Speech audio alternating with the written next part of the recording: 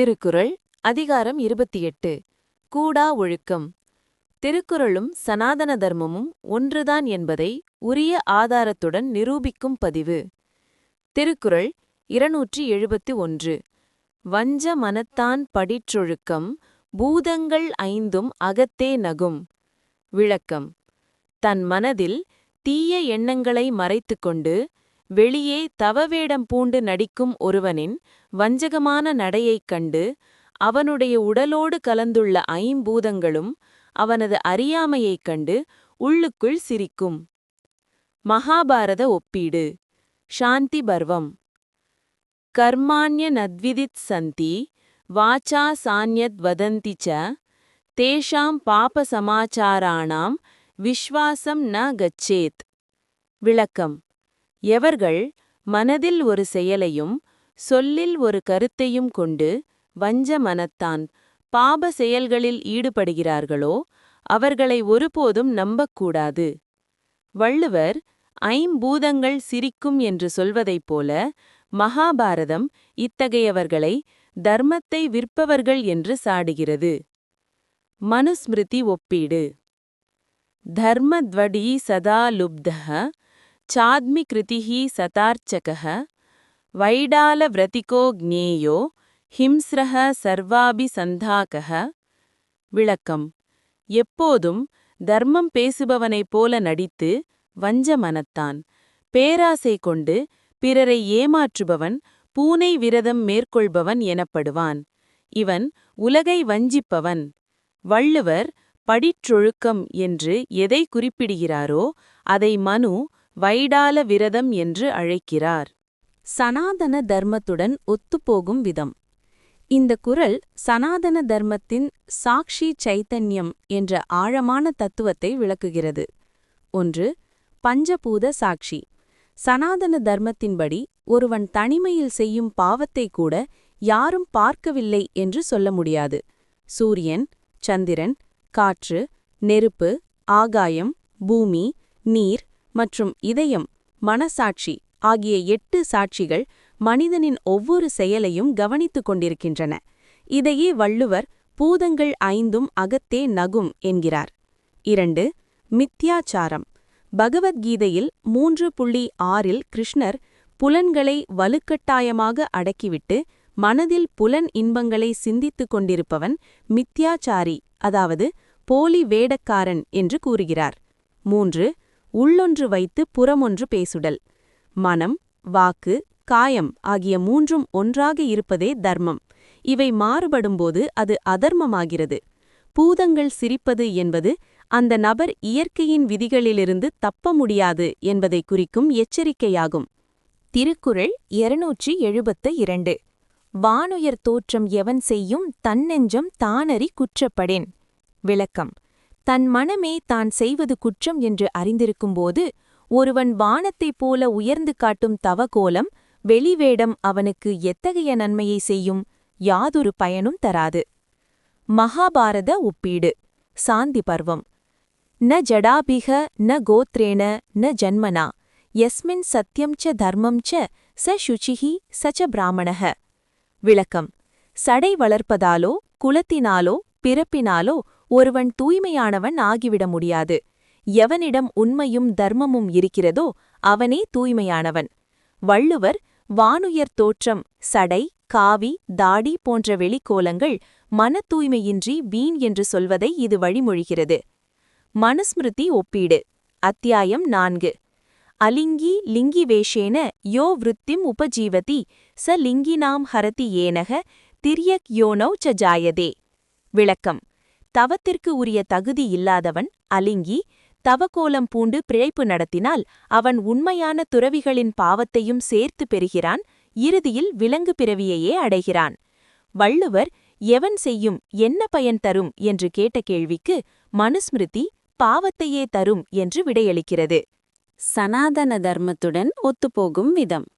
இந்த குறள் சனாதன தர்மத்தின் ஆத்ம வஞ்சனை, அதாவது செல்ஃப் டிசெப்ஷன் மற்றும் அந்தர்யாமின் தத்துவத்தை விளக்குகிறது. சாட்சிபூதம். சனாதன தர்மத்தில் ஒருவன் மற்றவர்களை ஏமாற்றலாம், ஆனால் தனக்குள்ளிருக்கும் பரமாத்மா அல்லது அந்தர்யாமிக்கு தெரியாமல் எதையும் செய்ய முடியாது. தன் மனமே சாட்சியாக இருக்கும்போது போலி வேடம் ஒருவனை தற்காத்துக் கொள்ள உதவாது. மித்யாச்சாரம். பகவத்கீதையில் 3.6இல் கிருஷ்ணர் இதைத்தான் சொல்கிறார். யார் ஒருவன் புலன்களை அடக்கியாழ்வதாக வெளியே காட்டிக்கொண்டு மனதில் புலனின்பங்களை சிந்தித்துக் கொண்டிருக்கிறானோ அவன் ஏமாற்றுக்காரன், அதாவது மித்யாச்சாரி. வேடமல்ல தவம். தர்ம சாஸ்திரங்கள் வேஷம் என்பது தர்மத்தின் அடையாளம் மட்டுமே தவிர அதுவே தர்மமாகாது என்கின்றன. மனதை கட்டுப்படுத்துவதே உண்மையான தவம். திருக்குறள் 273. வலியின் நிலைமையான் வல்லுருவம் பெற்றம் புலியின் தோல் போர்த்து மேய்ந்ததற்று. விளக்கம். மனத்தை கட்டுப்படுத்தும் வலிமை இல்லாதவன் வெளியே தவ வலிமை உடையவனைப் போல மேற்கொண்ட வலிய கோலமானது பசு ஒன்று புலியின் தோலை போர்த்திக் கொண்டு பயிரை மேய்ந்ததைப் போன்றது. புலி என்று அஞ்சி யாரும் விலக்க மாட்டார்கள் என்ற தைரியத்தில் பசு மேய்வது போல துறவி என்று மதிக்கப்படுவதை பயன்படுத்தி போலித் துறவி தீமை செய்கிறான். மகாபாரத ஒப்பீடு. சாந்தி பர்வம். தர்மத்வஜினாம் பாபானாம் சத்மனா சரதாம் அத பிரச்சன்னானாம் ச கௌந்தேய ந விஸ்வாசம் பிரயச்சதி. விளக்கம்.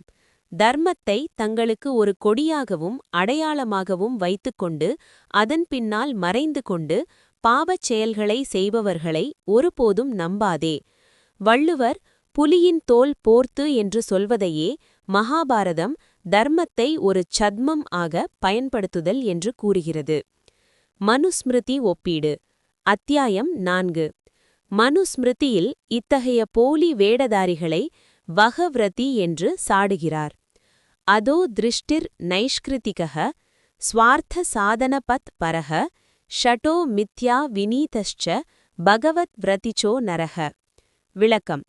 பார்வையை கீழே வைத்துக்கொண்டு கருணையுள்ளவன் போல நடித்து உள்ளுக்குள் வஞ்சக எண்ணத்துடன் தனது சுயநலத்திற்காக காத்திருப்பவன் கொக்கு விரதம் பூண்டவன் ஆவான். கொக்கு மீனுக்காக காத்திருப்பது போல இவன் உலக இன்பங்களுக்காக தவவேடம் போடுகிறான். வள்ளுவரின் பெற்றம் புலியின் தோல் போர்த்த உவமையும் மனுவின் கொக்கு உவமையும் ஒரே கருத்தை சொல்கின்றன. சனாதன தர்மத்துடன் ஒத்துப்போகும் விதம். இந்த குறள் சனாதன தர்மத்தின் திரிகரண சுத்தி, அதாவது மனம், வாக்கு, செயல் ஒற்றுமை மற்றும் தர்ம வஞ்சனை பற்றிய எச்சரிக்கையாக அமைகிறது. 1. வேடமும் வினையும்.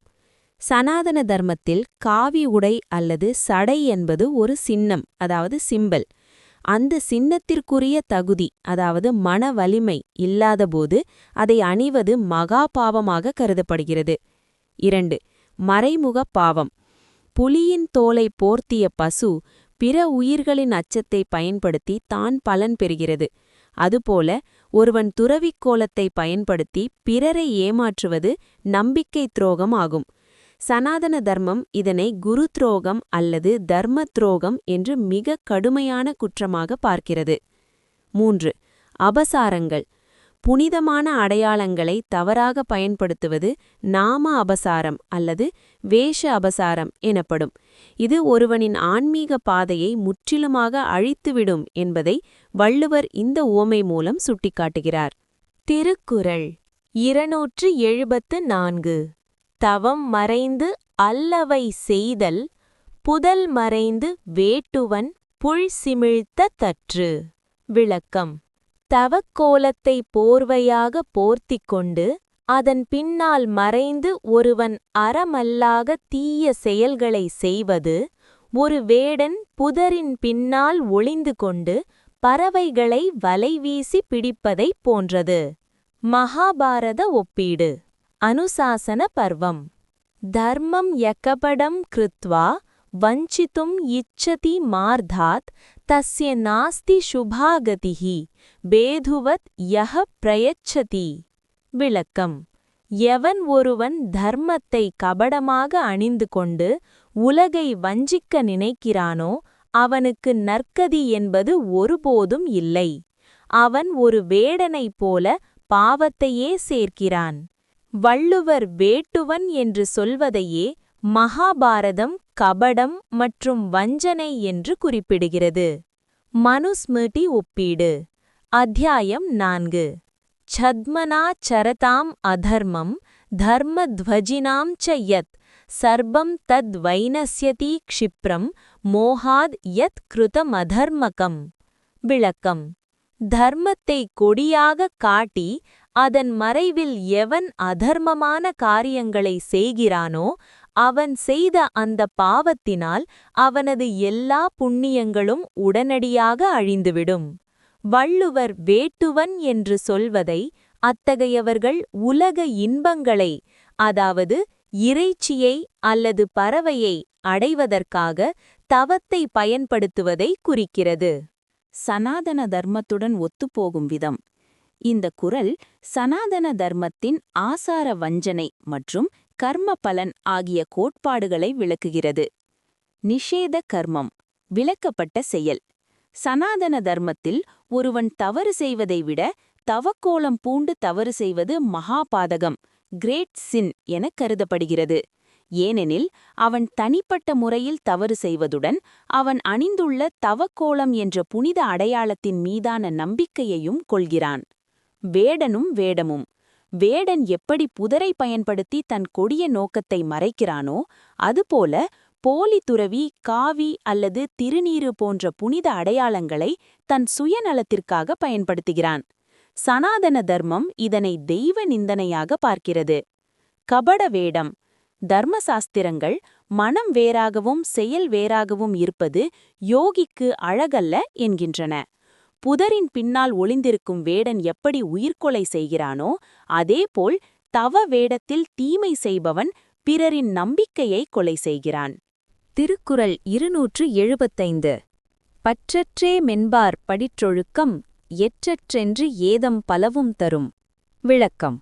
நாங்கள் ஆசைப்பற்றுகள் யாவையும் ஒழித்தவர்கள் என்று பொய் கூறிக்கொண்டு மறைமுகமாக வஞ்சகமான ஒழுக்கத்தை கடைபிடிப்பவர்களுக்கு அந்த போலி ஒழுக்கமானது ஐயோ என்ன செய்தோம் என்று அவர்களே வருந்தும்படி பல துன்பங்களைத் தரும்.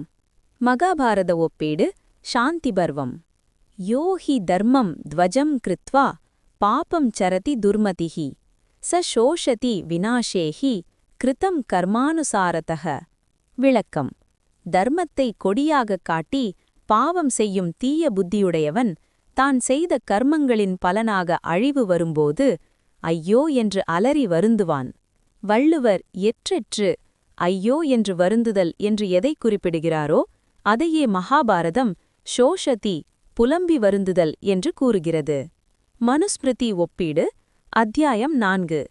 ந தர்மஸ்ய அபதேசேன பாபம் கிருத்வா விரதம் சரேத் விரதேன பாபம் பிரச்சத்ய வஞ்சயன் சர்வதேஹினஹ. விளக்கம். தர்மத்தின் பெயரால் பாவம் செய்துவிட்டு அதை மறைக்க நோன்பு இருப்பவன் எல்லா உயிர்களையும் வஞ்சிப்பவனாகிறான். அவன் செய்த அந்த வஞ்சக ஒழுக்கம் அவனுக்கு இப்பிறப்பிலும் மறுபிறப்பிலும் பெரும் துயரத்தைத் தரும். வள்ளுவர் சொல்லும் ஏதம் பலமும் தரும் என்ற கருத்தை இது உறுதிப்படுத்துகிறது. சனாதன தர்மத்துடன் ஒத்துப்போகும் விதம்.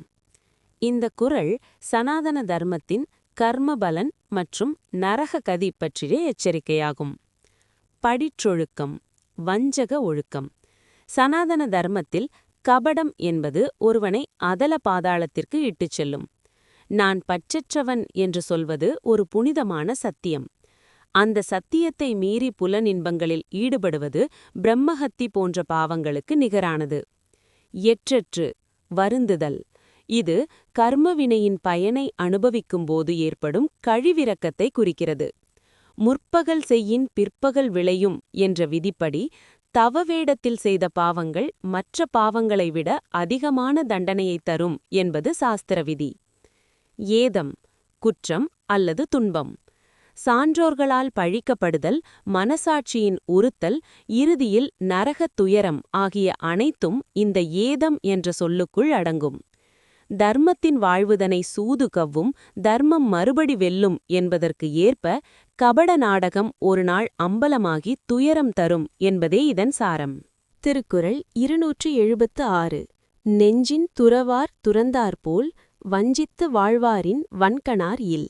விளக்கம்: மனதளவில் ஆசைகளையும் பற்றுக்களையும் துறக்காமல் வெளியே துறவியைப் போல நடித்து உலகத்தை ஏமாற்றி வாழ்பவர்களை விட கொடியவர் வன்கணார் இவ்வுலகில் வேறு எவரும் இல்லை. மகாபாரத ஒப்பீடு. சாந்தி பர்வம். யோகி தர்மம் வியபதேசேன பாப்பம் வியச்சரதி துர்மதிஹி ச பாபஹ பாபக்ருத்ஸ் லோகே திருஷ்டோ பவதி தாத்ருஷஹ. விளக்கம்: எந்த ஒரு தீய புத்தியுடையவன் தர்மத்தை ஒரு சாக்காக, அதாவது துறந்தாற்போல் வைத்துக்கொண்டு மறைமுகமாக பாவங்களை செய்கிறானோ அவனே உலகிலேயே மிக கொடிய பாவி. அவன் பாவத்தை செய்ய துணியும் துணிச்சல் மிக்கவன். வள்ளுவர் வன்கணார் என்று யாரை சொல்கிறாரோ அவர்களையே மகாபாரதம் பாபக்ருத் மற்றும் திருஷ்டக துணிச்சலான பாவி என்று சாடுகிறது. மனுஸ்மிருதி ஒப்பீடு. அத்தியாயம் 4. மித்யா வினீதக சததம் தாம்பிகக ஸ்வார்த்த சாதகக வைடால விரதிகோ ஞேயோ ஹிம்ஸ்ரஹ சர்வாவி சந்தகக. விளக்கம்: எப்போதும் பொய்யான அடக்கத்தை காட்டிக்கொண்டு மித்யா வினீதக என்ற போலி அடக்கத்தை காட்டிக்கொண்டு அகங்காரத்துடன் தனது சுயநலத்திற்காக உலகை வஞ்சிக்க காத்திருப்பவன் பூனை போன்றவன். அவன் எல்லா உயிர்களையும் ஏமாற்றுபவன். வள்ளுவர் வஞ்சித்து வாழ்வார் என்று குறிப்பிடுவது இந்த மித்யா வினீதக என்ற போலி அடக்கத்தையே குறிக்கிறது. சனாதன தர்மத்துடன் ஒத்துப்போகும் விடம்.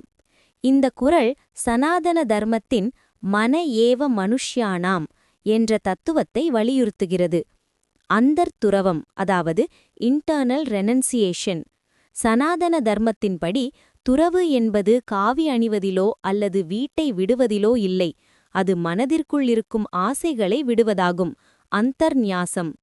மனதால் துறக்காதவன் அணியும் காவி உடை ஆன்மீகத்திற்கு செய்யும் மிகப்பெரிய துரோகம்.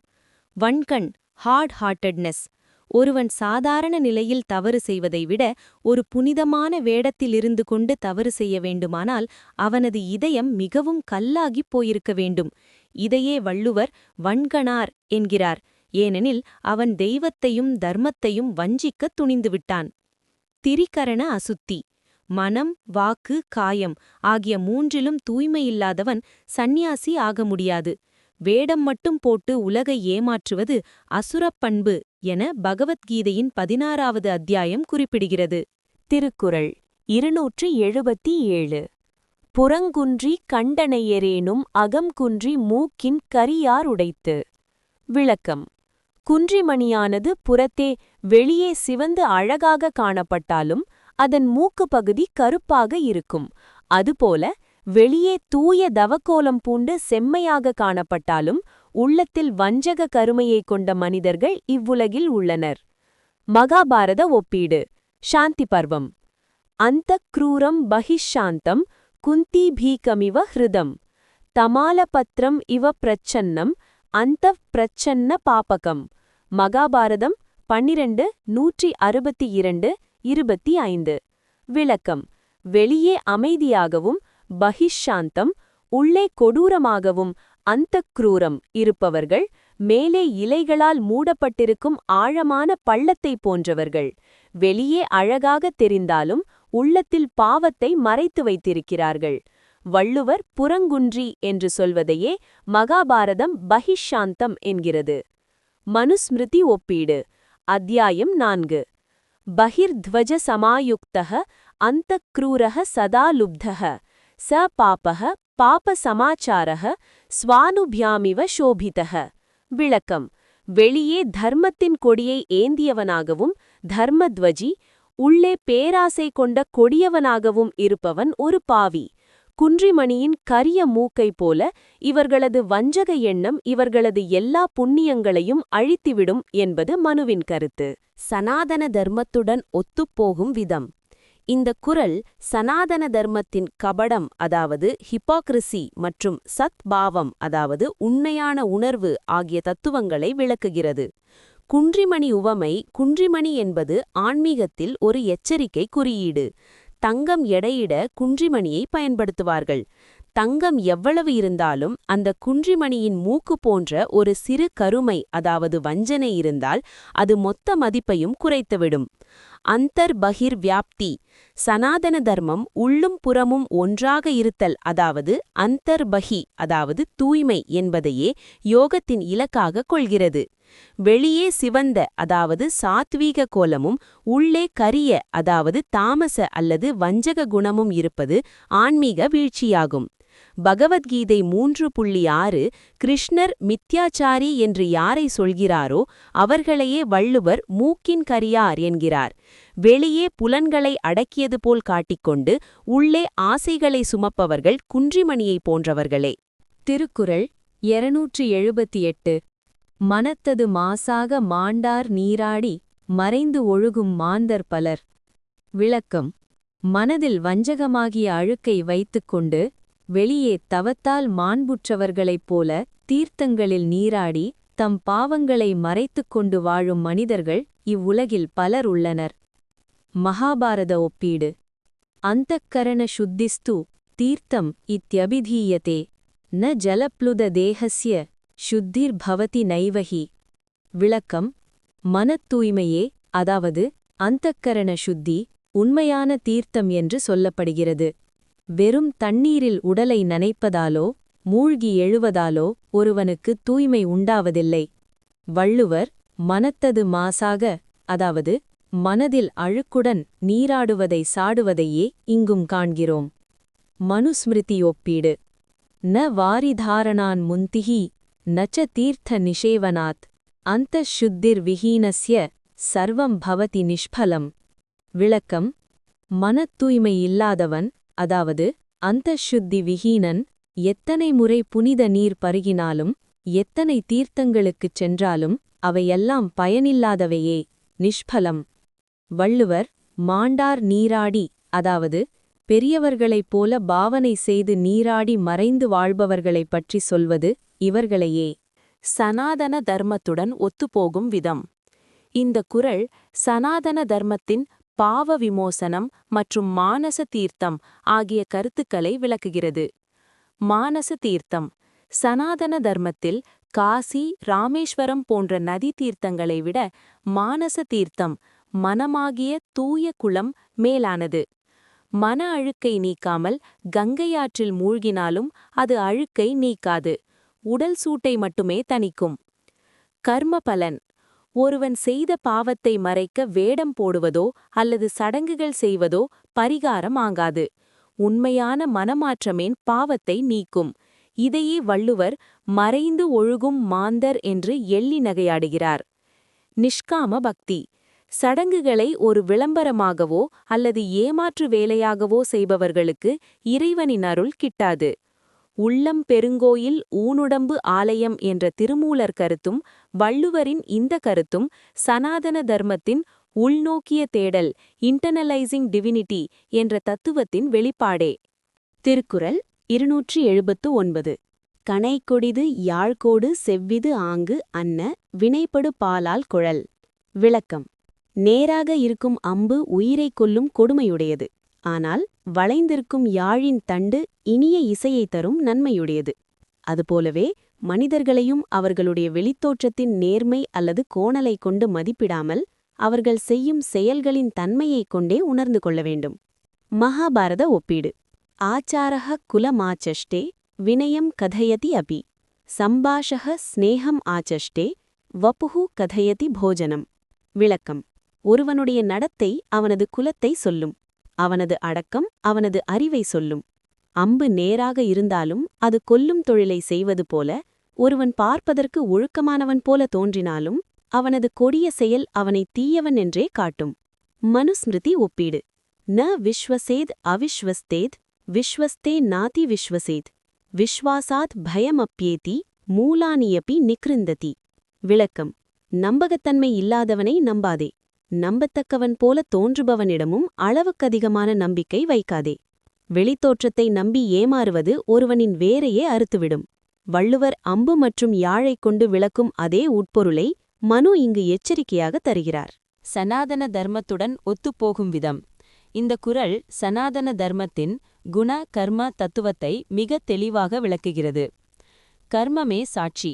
சனாதன தர்மத்தின்படி ஒருவன் பிராமணனா, க்ஷத்ரியனா அல்லது சந்நியாசியா என்பது அவனது பிறப்பாலோ அல்லது அவன் அணியும் வேடத்தாலோ தீர்மானிக்கப்படுவதில்லை. அவனது கர்மாவினால் மட்டுமே தீர்மானிக்கப்படுகிறது. இதையே வள்ளுவர் வினைப்படு பாலால் கொளல் என்கிறார். அம்பு மற்றும் யாழ் உவமை. அம்பு நேராக இருப்பது அதன் அழகு, சத்வகுணம் போல தோன்றுவது. ஆனால் அதன் செயல் கொலை, தாமசகுணம். யாழ் வளைந்திருப்பது அதன் குறை, ராஜச அல்லது தாமச கோணல் போல தோன்றுவது. ஆனால் அதன் செயல் இசை, சத்வகுணம். சதுர்வர்ண மயா சிருஷ்டம். பகவத்கீதையில் 4.13 கிருஷ்ணர் குண கர்ம விபாகச, அதாவது குணங்கள் மற்றும் செயல்களின் அடிப்படையிலேயே நான் மனிதர்களை பிரித்தேன் என்கிறார். தோற்றத்தை விட செயலே ஒருவனின் ஆன்மீக தரத்தை தீர்மானிக்கிறது என்ற சனாதன தர்மத்தின் சாரமே இக்குறள். திருக்குறள் 280. மழித்தலும் நீட்டலும் வேண்டா, உலகம் பழித்தது ஒழித்துவிடின். விளக்கம். சான்றோர்கள், அதாவது உலகம் பழித்து ஒதுக்கிய தீய செயல்களை ஒருவன் தன் மனதிலிருந்து நீக்கிவிட்டாலே போதும். அதற்காக அவன் தலையை மொட்டையடித்துக் கொள்வதோ அல்லது சடை வளர்ப்பதோ ஆகிய புற அடையாளங்கள் அவசியமில்லை. மகாபாரத ஒப்பீடு. கிம் தே ஜட்டாபிஹி பாபேன கிம் அஜின வாசசா அந்தஹ சமாலப்ய குரோத்யம் கிம் பஹிர் மார்ஜனேன தே. விளக்கம். பாபியே, உனக்கு இந்த சடையால் என்ன பயன்? இந்த மான்தோல் உடையால் என்ன பயன்? உனக்குள் இருக்கும் குரோதத்தை மழிக்காமல் வெளியே உடலை தூய்மைப்படுத்துவதால் என்ன லாபம்? வள்ளுவர் வேண்டா என்று எதை சொல்கிறாரோ அதையே மகாபாரதம் கிம் என்ற கேள்வியின் மூலம் உணர்த்துகிறது. மனுஸ்மிருதி ஒப்பீடு. ந வேஷேன ஜயேத் தர்மம் ந லிங்கேன ச கச்சதி. யஸ்து தர்மே ஸ்திதோ நித்யம் ச லிங்கி ச ச பண்டிதஹ. விளக்கம். வேடத்தாலோ அல்லது சின்னங்களாலோ தர்மத்தை அடைய முடியாது. எவன் ஒருவன் எப்போதும் தர்மத்தில் நிலைத்து நிற்கிறானோ அவனே உண்மையான துறவி. அவனே மொட்டையடித்தவன், பண்டிதக. அவனே சடை வளர்த்தவன். வள்ளுவர் வேண்டா என்று எதை சொல்கிறாரோ அதையே மகாபாரதம் பழித்தது ஒழித்துவிடின் என்று எதை சொல்கிறதோ அதை இது வழிமொழிகிறது. சனாதன தர்மத்துடன் ஒத்துப்போகும் விதம். இந்த குறள் சனாதன தர்மத்தின் நிவ்ருத்தி மார்க்கம், விலகும் வழி மற்றும் ஆன்மீக முதிர்ச்சி பற்றி பேசுகிறது. 1. அந்தர்முண்டனம், அதாவது உள்மொட்டை. சனாதன தர்மத்தில் தலையை மழிப்பது என்பது ஆணவத்தை மழிப்பதை குறிக்கும் ஒரு குறியீடு. ஆனால் ஆணவத்தை மழிக்காமல் தலையை மட்டும் மழிப்பது பயனற்றது. இதையே வள்ளுவர் மழித்தலும் வேண்டா என்கிறார். 2. லோக விதுவிஷ்டம், அதாவது உலகம் எதை வெறுக்கிறதோ அதை செய்யாதே என்பது சாஸ்திர விதி. அந்த பாவங்களை ஒழிப்பதே உண்மையான தவம். 3. சந்நியாசத்தின் சாரம். பகவத்கீதையில் 6.1 கிருஷ்ணர் கடமையை செய்பவனே சந்நியாசி, நெருப்பை வளர்க்காதவனோ அல்லது கிரியைகளை செய்யாதவனோ அல்ல என்கிறார். புறக்கோளங்களை விட அகத்துறவே முக்கியம் என்ற கீதையின் சாரமே இக்குறள். கூடா ஒழுக்கமும் சனாதன தர்மமும். ஒரு தத்துவ பார்வை. 1. மித்யாச்சாரம். உள்ளொன்று வைத்து புறமொன்று பேசுதல். பகவத்கீதையில் கிருஷ்ணர் புலன்களை வலுக்கட்டாயமாக அடக்கிவிட்டு மனதிற்குள் புலன் இன்பங்களை சிந்தித்துக் கொண்டிருப்பவன் மித்யாச்சாரி, ஏமாற்றுக்காரன் என்கிறார். வள்ளுவர் வாக்கு. இதையே வள்ளுவர் வஞ்சமனத்தான் படிற்றொழுக்கம் என்கிறார். ஒப்பீடு. வெளியே துறவியைப் போல வேடமணிந்து உள்ளே ஆசைகளை சுமப்பவன் ஒரு கபடதாரி என்பதை 2 அறநூல்களும் ஒருமித்த குரலில் கண்டிக்கின்றன. 2. பஞ்சபூத சாட்சி. சனாதன தர்மத்தில் ஒருவன் தனிமையில் செய்யும் பாவத்தையும் எவரும் அறியார் என்று சொல்ல முடியாது. சூரியன், சந்திரன், காற்று, நெருப்பு, ஆகாயம், பூமி, நீர் மற்றும் மனசாட்சி ஆகியவற்றை சாட்சிகளாக சாஸ்திரங்கள் கூறுகின்றன. வள்ளுவர் வாக்கு. பூதங்கள் 5 அகத்தே நகும் என்கிறார் வள்ளுவர். ஒப்பீடு. ஒருவன் உலகை ஏமாற்றலாம், ஆனால் தன் உடலோடு கலந்துள்ள இயற்கையின் கூறுகளையும் அந்தர்யாமியாக இருக்கும் இறைவனையும் ஏமாற்ற முடியாது என்ற சாட்சி தத்துவத்தை வள்ளுவரிந்து உறுதிப்படுத்துகிறார். 3. லிங்கம் வர்சஸ் ஆசாரம், சின்னம் வர்சஸ் ஒழுக்கம். தர்ம சாஸ்திரங்கள் வேஷம் என்பது தர்மத்தை குறிக்க வேண்டுமே தவிர அதுவே தர்மமாகாது என்கின்றன. வள்ளுவர் வாக்கு: மழித்தலும் நீட்டலும் வேண்டா, உலகம் பழித்தது ஒழித்துவிடின். மொட்டையடிப்பதோ மழித்தல், சடை வளர்ப்பதோ ஒருவனை துறவியாக்காது. பழித்தது ஒழித்தல், அதாவது அதர்மத்தை விடுவதே உண்மையான முண்டனம், துறவு என்று மனுஸ்மிருதியும் உபநிடதங்களும் கூறுகின்றன. 4. திரிகரண சுத்தி, purity of mind, word and deed.